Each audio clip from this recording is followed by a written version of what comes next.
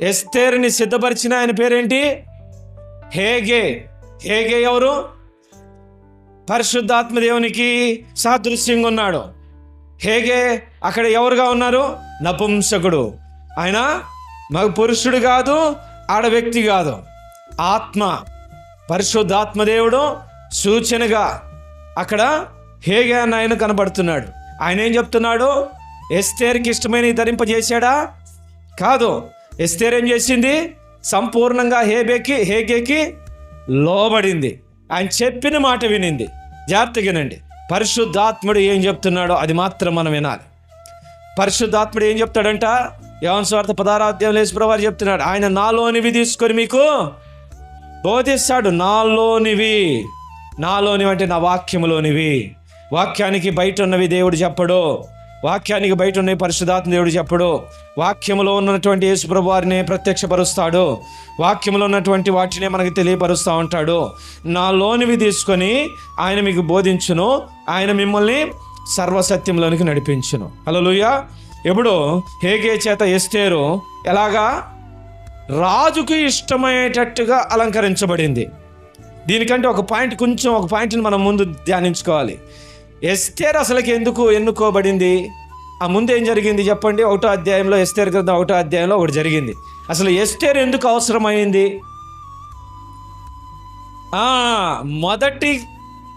మొదటి రాణి ఏం చేసిందంట? రాజుని తిరస్కరించింది. అంటే ఉభయవల ఆయన చెప్పిన మాటకి తిరస్కరించింది, గర్వించి తిరస్కరించింది. వష్టి. ఓకే, ఇది ఎవరికి సాదృశ్యం? ఇజ్రాయేలుకి సాదృశ్యం. రాజు ఎవరికి సాదృశ్యం? యేసు ప్రభువుకి. మొదటి రాణి ఎవరికి సాదృశ్యం? మొదట ఎన్నుకోబడిన ప్రజలైనటువంటి ఇజ్రాయేలుకి సాదృశ్యం. రెండవది ఎస్తేరు ఎవరికి సాదృశ్యం? సంఘమునకు సాదృశ్యం. సంఘము అనేక మంది వచ్చారు, కానీ కొద్దిమందే ఎన్నుకోబడ్డారు, కొద్దిమందే సిద్ధపరచబడుతున్నారు. చర్చిలకు వస్తున్న వాళ్ళందరూ రేపటి రోజున సంఘముగా ప్రభు ఎదుట నిలబడపోవటంలా. ఇది చాలా బాధాకరమైన విషయం. చాలామంది యేసుప్రభు వారిని నమ్ముతున్నారు, చాలామంది ప్రార్థన చేస్తున్నారు, చాలామంది యేసుప్రభు వారి సన్నిధికి వస్తున్నారు, కానీ చాలామంది వీళ్ళందరూ కూడా యేసుప్రభు సన్నిధిలో పెండ్లి కుమార్తెగా నిలబడపోవటం లేదు. వీళ్ళందరిలో ఎస్తేరు మాత్రమే సిద్ధపరచబడింది, ఎన్నుకోబడింది. సిద్ధపరిచిన వాడు ఎవరు? పరిశుద్ధాత్మ దేవుడు. అనగా అక్కడ ఎవరున్నారు? హేగే అన్నటువంటి ఆయన కనబడుతున్నాడు. ఇప్పుడు పరిశుద్ధాత్మ దేవుడు ఏం చెప్తున్నాడంట?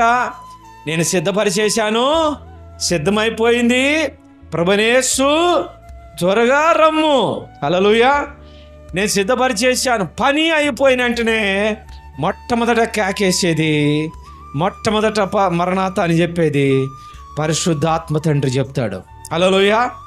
నెక్స్ట్ ఎవరు చెప్పాలి? నెక్స్ట్ ఎవరు చెప్తారు? సంఘం చెప్తుంది. అవునా కదా?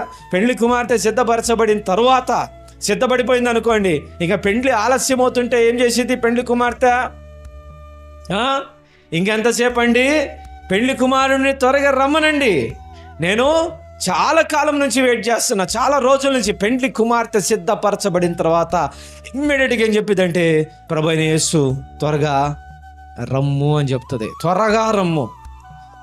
ఇలాగ చెప్పనటువంటి వారు సంఘముగాను, సిద్ధపడిన పెండ్లి కుమార్తెగాను లేరన్న విషయము మనము ఆలోచన చేయాలి. అయితే మనం చదువుకున్న వాక్య భాగంలో వినువాడును రమ్ము అని చెప్పవలెను. It is an order. ఒక ఆజ్ఞిస్తున్నాడు. నువ్వు వింటున్నావు, నువ్వు సిద్ధపడ్డావు లేదో నీకు అనవసరం, కానీ వినేవాడు కూడా ఏమని చెప్పాలంట? ప్రభువైన యేసు త్వరగా రమ్ము అని చెప్పాలంట. వినేవాడికి ఏమొచ్చింది? ఈ లోకము, ఈ యుగము అంతమైపోబోతా ఉంది. ప్రతి ఒక్కటి కూడా అంతమైపోబోతా ఉంది. మీరు గమనించండి. ఇప్పుడు సీక్వెన్స్ మనం మాట్లాడుకుందాం. ఇక్కడ దాకా వచ్చేసాం. సరే, ఇప్పుడు ఏం జరగబోతుంది? ఫస్ట్ ఏం జరగబోతోంది? యేసుక్రీస్తు ప్రభువారు పెండ్లి కుమారుడుగా ఎక్కడికి రాబోతున్నారు? భూమి మీద కాదు. ఇది ఎక్కడ కూడా మీరు పొరపాటు పడద్దు. భూమి మీదకి కాదు. ఎక్కడికి వస్తారైనా? మధ్యాకాశంలోకి వచ్చి ఆగుతారు. ఎందుకు ఆగుతారు? భూమి మీదకి ఎందుకు రారు? మధ్యాకాశానికి వచ్చిన తర్వాత ఒక బూర శబ్దం వినపడబడిందంట. ఒక బూర శబ్దం వినపడగానే ప్రభువైన యేసుక్రీస్తు ప్రభు వారి యొక్క ఆ స్వరం, ఆ శబ్దం వినపడగానే వెంటనే పరిశుద్ధులు ఉన్నపాటున, రెప్పపాటున రూపాంతరం చెందుతారు. ఈ శరీరం ఏమైపోయింది? మహిమా శరీరంగా మార్చబడిద్ది. ఈ శరీరము ఫస్ట్ ఎవరు లేస్తారు? మృతులైన పరిశుద్ధులు లేస్తారు. ఫస్ట్ మనం కాదు. అక్కడికి వచ్చి శబ్దం వినపడిద్ది, బోర శబ్దము. మృతులైనటువంటి పరిశుద్ధులు మొట్టమొదట వారు మహిమా శరీరాలు ధరించుకొని రెప్పపాట్లో. అసలు ఇది ఎంత ఫాస్ట్గా జరిగిద్దో కూడా మనం ఊహించలేం. ఇది ఆత్మ సంబంధమైన కార్యం. ఎంత ఫాస్ట్గా జరిగిద్దంటే ఇంకా చాలా ఫాస్ట్గా అనమాట. వారు ఎత్తబట్టము వెంటనే సజీవులమై నిలిచి ఉండి మనం కూడా రూపాంతరము చెంది ఈ శరీరము మహిమా శరీరంగా మార్చబడి ఎత్తబడతాం. ఇది చాలా కష్టమైనటువంటి విషయం. ఎందుకు తెలిసిన? అక్కడో ఎక్కడో యేసుప్రభు ఉన్నారంటే మనం పరిగెత్తవచ్చు, అయ్యా అయ్యా అని కాళ్ళేలబడవచ్చు. కానీ ఆకాశంకి ఎగిరిపోగలిగిన వాడెవడు? మనం ఎగిరిపోగలుగుతామా? ఈ శరీరంతో పోగలుగుతామా? ఈ శరీరం మనకి పైకి ఎగరటానికి సహాయపడదు. కనుకనే దేవుడు ఏం చెప్తున్నాడంటే త్వరగా సిద్ధపడండి, త్వరగా మీ కొరకు మహిమా శరీరాన్ని సిద్ధపరచుకోండి. ఈ శరీరము ఏంటంట? ఉపయోగము లేనిది. ఈ శరీరము ఉపయోగం లేనిది. ఇది ఏమాత్రము ప్రభుతోను కలుసుకోవడానికి, చేర్చబట్టడానికి ఈ శరీరం ఏమాత్రము నీకు ఉపయోగపడదు.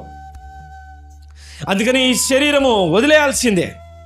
ఈ శరీరం వెంటనే రూపాంతరం చెంది మహిమా శరీరంగా మార్చబడి దీనిలో ఉన్నటువంటి భౌతిక సంబంధమైన లక్షణాలన్నీ కూడా భూమి మీద వదిలిపెట్టబడి మనం ప్రభు యొక్క సన్నిధికి ఎత్తబడతాం. మధ్యాకాశానికి సంఘం ఎత్తబడుతుంది. దీన్ని ఏమంటారు? సంఘము ఎత్తబడుట లేదా ర్యాప్చర్ అంటారు.